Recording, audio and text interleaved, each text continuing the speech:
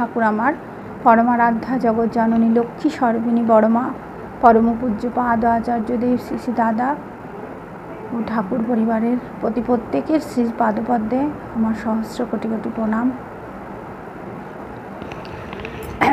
আজকে ইষ্ট প্রসঙ্গ করব। ঠাকুরের একটা বিশেষ বাণী খুব মনে পড়ছে। ঠাকুর বললেন, মানুষ আপন টাকা পর, যত পারিস মানুষ ধর। বর্তমান যুগের এটাই বড় সমস্যা। মানুষ চাইছে মানুষকে মেরে ফেলে নিজে বাঁচতে। আর ঠাকুর বললেন, মানুষকে নিয়ে তোমরা সবাই বাঁচো। মানুষকে আপন করতে বলছেন ঠাকুর, মানুষকে আয় করতে বলছেন ঠাকুর। একটা সাম্রাজ্য ত্যাগ করতে পারেন, কিন্তু একটা মানুষকে ত্যাগ করতে পারেন না। কারণ মানুষকে ভালোবাসাই ঠাকুরের জীবনের একমাত্র মূল মন্ত্র। ঠাকুর আমাদের সেই মন্ত্র শিখিয়েছেন যে মানুষকে ভালোবেসে, মানুষের মঙ্গল প্রার্থনা করে, মানুষের মঙ্গল কর্মের মধ্যে দিয়ে মানুষ বৃদ্ধির পথে এগিয়ে যায়। মানুষের জীবন একটু একটু করে একটা সুস্থ, স্বাভাবিক, সুন্দর পরিবেশ তৈরি করে। মানুষ যদি মানুষকে ভালোবাসে তবেই এটা সম্ভব। আর মানুষকে ভালোবাসার মধ্যে দিয়েই মানুষের জীবন বৃদ্ধি হয়। তাই মানুষের মঙ্গল প্রার্থনা করা, মানুষের মঙ্গল চাওয়া এবং তার ভিতর দিয়েই মানুষ ঈশ্বরের কাছে পৌঁছায়। মানুষ আধ্যাত্মিকতা কথাটার অর্থ বোঝে। আধ্যাত্মিকতা কী? আধ্যাত্মিকতার মধ্যে দিয়ে মানুষ মানবিকভাবে উদার হয়। মানুষ মানুষকে ভালোবাসতে শেখে। মানুষ মানুষের মঙ্গল চাইতে শেখে। তার ভিতর দিয়ে তারও মঙ্গল হয়। ঠাকুর বললেন, অভাব যখন মারবে ছো, যা পারবি তাই দিয়ে যো। যেটুকু হোক না কেন, সামান্যতম কিছু হলেও মানুষকে দিতে হয়। তাতে মানুষের মঙ্গল হয়। সেই মঙ্গলের ভিতর কিন্তু আমরাও আছি। আমি যে একটুখানি কিছু সহযোগিতা করে তার মঙ্গল চাইলাম, সেই চাওয়ার ভিতরে আমার মঙ্গলও লুকিয়ে আছে। তাই মানুষকে ভালোবাসাই হচ্ছে আমাদের পরম ধর্ম। মানুষকে ভালোবাসার মধ্যে দিয়ে ঈশ্বরকে লাভ করা যায়, ঈশ্বরের কাছে আসা যায়, ঈশ্বরকে দর্শন করা যায়। একদিন স্বামী বিবেকানন্দ রামকৃষ্ণ পরমহংসদেবকে বলেছিলেন যে আমি ঈশ্বর দর্শন করতে চাই। তখন রামকৃষ্ণদেব স্বামী বিবেকানন্দকে নিয়ে গঙ্গায় গিয়ে বলেন যে তুমি একটা ডুব দাও, ডুব দিলে জলের নিচে দেখতে পাবে, ঈশ্বরকে দর্শন করতে পারবে। তখন যেই স্বামী বিবেকানন্দ জলে ডুব দিয়েছেন, তখনই সঙ্গে সঙ্গে রামকৃষ্ণ পরমহংসদেব স্বামী বিবেকানন্দের গলাটা ধরে খুব জোরে চেপে ধরে রেখেছেন, যাতে আর ওপরে উঠতে না পারে। তখন স্বামী বিবেকানন্দ খুব প্রাণপণে চেষ্টা করছেন যে কিভাবে হাতটা ছাড়িয়ে উনি দম নেবেন, ওপরে উঠবেন। জলের তলা থেকে উনি সমানে চেষ্টা করছেন মাথাটাকে কোনোভাবে ওপরের দিকে ওঠানোর।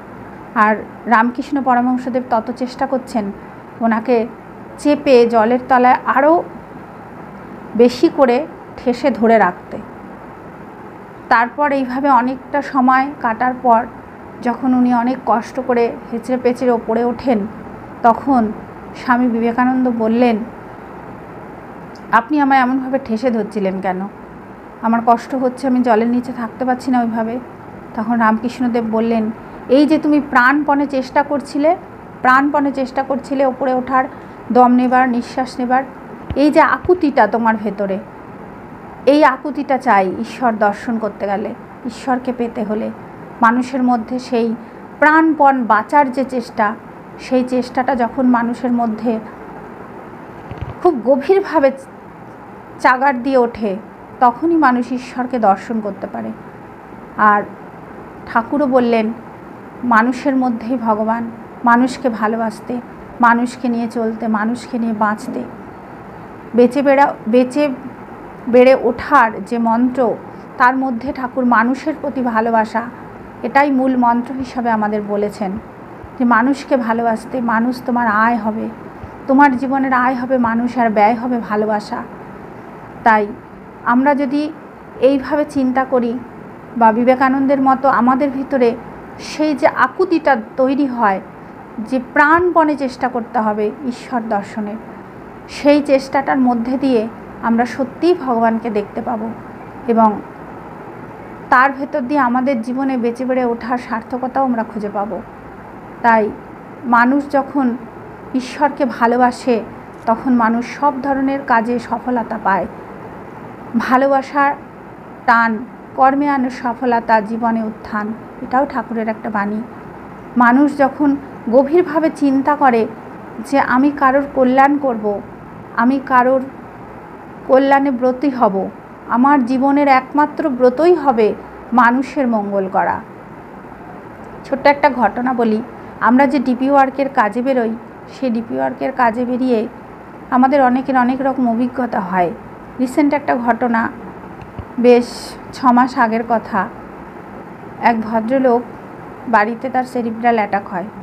সেরিব্রাল অ্যাটাকের পর তার সারা শরীরটা প্যারালাইজড হয়ে যায় এবং তার হাঁটা চলা, কথা বলা সব কিছুই বন্ধ হয়ে যায় এবং তার কর্মক্ষমতাটাও নষ্ট হয়ে গেছে। কিছুই সে করতে পারে না, কোনো কথাই সে বলতে পারে না। সেই মুহূর্তে সেই ভদ্রলোককে চিকিৎসা করা হয় এবং তার ছেলে কিছুদিন পর বাবাকে ট্রিটমেন্ট করে ফিজিওথেরাপি করা শুরু করার পর দেওঘরে যায়।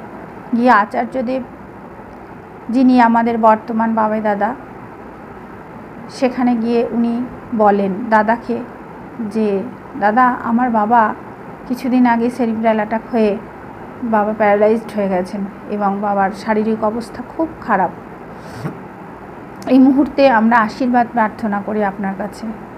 তখন আচার্যদেব বললেন, তোমার বাবাকে ডিপি ওয়ার্কের কাজ করতে বলো, সব ঠিক হয়ে যাবে। ছেলেটা ভাবলো যে ডিপি ওয়ার্কের কাজ, কথাটা আমি কি ঠিক শুনলাম না ভুল শুনলাম। আবার জিজ্ঞেস করলো, আগে আপনি কি বললেন? আমি কথাটা হয়তো ভুল শুনেছি। আচার্যদেব বললেন, না, তুমি ভুল শোনোনি, ঠিকই শুনেছো, তোমার বাবাকে দিয়ে ডিপি ওয়ার্কের কাজ করাও। সব সমস্যার সমাধানকারী এই ডিপি ওয়ার্কের কাজ হচ্ছে সব সমস্যার সমাধান। ঠাকুর বলছেন সব সমস্যার সমাধান হয় ইষ্ট প্রতিষ্ঠান। ইষ্ট যার জীবনে প্রতিষ্ঠিত হয় তার জীবনে কোনো সমস্যা থাকে না। আসে, সব সমস্যায় আসে, কিন্তু সেগুলো থাকে না, চিরস্থায়ী হয় না, সেগুলো সব কেটে যায়। এই বিশ্বাস আমাদের রাখতে হবে। তারপর সে ছেলেটি বাড়ি এসে তার মাকে বলেন যে মা, আচার্যদেব এই কথা বলেছেন বাবাকে দিয়ে ডিপি ওয়ার্কের কাজ করানোর জন্যে। মা শুনে খুব খুশি হলেন, হেসে দিয়ে বললেন, খুব ভালো কথা। কিছুক্ষণ পর ভদ্রলোকের কাছে গিয়ে তার স্ত্রী বললেন, তোমাকে আচার্যদেব ডিপি ওয়ার্কের কাজ করতে বলেছেন। উনি শুনে ওনার চোখ দিয়ে টপ টপ করে জল পড়ছে, কারণ উনি কথাও বলতে পারছেন না, উঠে বসতেও পারছেন না, জয়গুরুটুকুও দিতে পারছেন না, ওনার কথাটাই বন্ধ হয়ে গেছে, হাত পাও চলছে না, জোর হাত করার মতন ক্ষমতাও ওনার নেই, ওনার হাত দুটো এমনই হয়ে গেছে। তখন ছেলে 2-3 জনকে ডেকে এনে বাবাকে টেনে তুলে বসিয়ে একটা হুইল চেয়ারে করে পাশের বাড়ি, আশেপাশে প্রতিবেশী যারা আছে কাছে কাছে, সেই সব বাড়িগুলো বাবাকে নিয়ে যায় এবং বাবা জোড়হাত করে জয়গুরু শব্দটা পুরোপুরি উচ্চারণ করতে পারছেন না, তবু চেষ্টা করেছেন। এইভাবে ঘুরে ঘুরে তারা ডিপি ওয়ার্কের কাজ করে এবং আশ্চর্যজনকভাবে আমি ঘটনাটা শুনেছি যে 4 মাস আগে, 3-4 মাস হয়ে গেল, উনি বাইকে করে এখন ডিপি ওয়ার্কের কাজ করছেন। অর্থাৎ দেখুন, মানুষ জীবনে যত বড় সমস্যার মধ্যেই পড়ুক না কেন, ইষ্টকর্মের মধ্যে দিয়েই তার মুক্তি, তার জীবনে শান্তি, তার জীবনে সুস্থতা ফিরে এসেছে। সে ডিপি ওয়ার্কের কাজটা যে হুইল চেয়ারে বসে শুরু করেছিলেন, আচার্য নির্দেশ পালন করেছিলেন, তার মধ্যে দিয়ে তার জীবনে কত বড় একটা অস্বাভাবিক ঘটনা। এগুলো আমাদের শুনলে জীবনের শিক্ষণীয় বিষয়, যে আমরা ভাবি যে আমরা ঘরের কাজ করে আর বেরোতে সময় পাচ্ছি না, অথচ দেখুন একটা অসুস্থ মানুষ কিভাবে ডিপি ওয়ার্ক করে সে আজ সুস্থতার দিকে এগিয়ে গেছে। সে এখন একদম সুস্থ, স্বাভাবিকভাবে বাইক চালিয়ে নিজে নিজে একা একা উনি ডিপি ওয়ার্কের কাজ করতে পারছেন। তাই পরম দয়ালের এই যে আশীর্বাদ, এই আশীর্বাদ আমাদের মাথায় থাকলে আমাদের জীবনে সব সমস্যার সমাধান হবে এবং হওয়া সম্ভব। তাই ঠাকুরের প্রতি গভীর বিশ্বাস চাই যে যত রকম সমস্যায় আসুক না কেন জীবনে, এই বিশ্বাসটা হারাবো না। বিশ্বাসটা হারালে আমরা আমাদের নিজেদেরকে হারিয়ে ফেলব। আমার ভিতরে যে সত্তা আছে সেই সত্তাটাকে আমি হারিয়ে ফেলব। তাই গভীর বিশ্বাসে সব সম্ভব হয়। এই বিশ্বাসটা সবসময় রেখে আমরা যদি এগিয়ে চলি, মানুষের জীবন সমুদ্রের ঢেউয়ের মতন, একটা বিপদ আসে একটা বিপদ যায়। তাই একটা ঢেউ যখন আসে তখন লাফিয়ে দাঁড়ালে পায়ের তলা দিয়ে চলে যায়, একটা বিপদ যখন আসে আবার মাথাটা নিচু করলে মাথার উপর দিয়ে চলে যায়।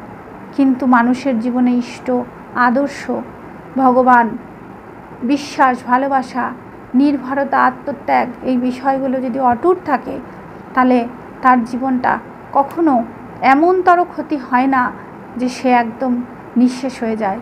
যতই আসুক আপদ বিপদ, যেমনই হোক, প্রাণ ইষ্টভীতি আনেই আনে সবার পরিত্রাণ। আমরা ইষ্টভীতি যজন যাজন স্বস্তায়নী সদাচারের ভিতর দিয়ে আমরা ঠাকুরকে বাঁচিয়ে রাখবো। আমরা বেঁচে বেড়ে উঠব, আমাদের জীবনটা সুখকর হবে, সুখময় হবে। আমরা এই শান্তির বার্তা মানুষের ঘরে ঘরে পৌঁছে দেব যে আমরা পরম দয়ালকে পেয়ে, স্বয়ং নারায়ণ, তিনি কুল মালিক, তিনি জগৎ পালক, তাকে পেয়ে আমরা ধন্য হয়েছি। আমাদের জীবনটা আস্তে আস্তে ভালোর দিকে যাচ্ছে। আমরা ভালো থাকব, আমরা সুস্থ থাকব, আমরা সবাইকে ভালো রাখার চেষ্টা করব, আমরা সবাইকে আনন্দ দেব, আমরা নিজেরাও আনন্দে থাকব। সবাইকে আমার রানন্দিত জয়গুরু। অনুষ্ঠানটা যদি আপনাদের ভালো লাগে তবে সাবস্ক্রাইব করতে ভুলবেন না। জয়গুরু।